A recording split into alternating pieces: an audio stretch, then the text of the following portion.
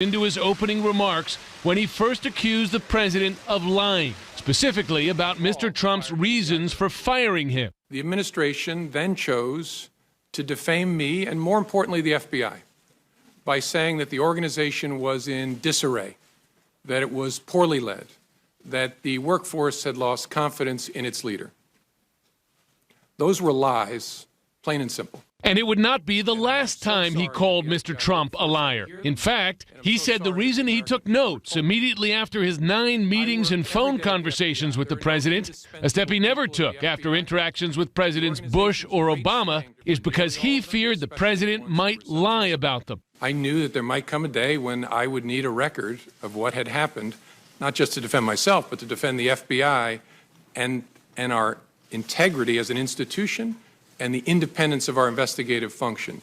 I was honestly concerned that he might lie about the nature of our meeting, and so I thought it really important to document. Raise your right hand. Comey made clear once and for all that President Trump was not personally under any open FBI investigation by the time he was fired in May. Was the president under investigation at the time of your dismissal on May 9th?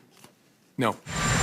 However, he accused the president of what he called, quote, very disturbing, very concerning interference in the ongoing Russia investigation he was leading.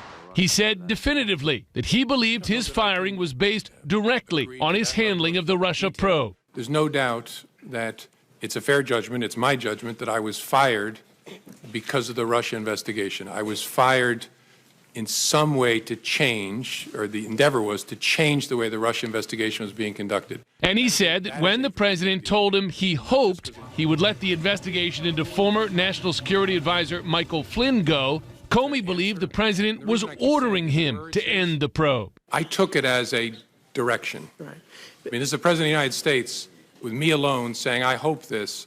I took it as, this is what he wants me to do. Now, I didn't obey that, but that's the way I took it. How was he so certain? He explained to senators that's in part because the president made sure he was the only person in the room. A really significant fact to me is, so why did he kick everybody out of the Oval Office? Why would you kick the Attorney General, the President, the Chief of Staff out to talk to me if it was about something else? And so that to me, as an investigator, is a very significant fact. Senators of both parties pressed Comey on why he never told the president that his comments and requests were inappropriate. You're big, you're strong. I know the Oval Office, and I know what happens to people when they walk in. There is a certain amount of intimidation. But why didn't you stop and say, Mr. President, this is wrong. I cannot discuss this with you?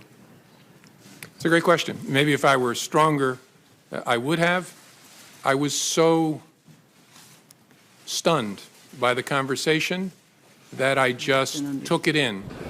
Once fired, the former FBI director made a remarkable effort to shape the investigation, asking a friend to leak the contents of the memos documenting his meetings with the president to spark the appointment of a special counsel. I asked a friend of mine to share the content of the memo with a reporter. Didn't do it myself for a variety of reasons, but I asked him to because I thought that might prompt the appointment of a special counsel.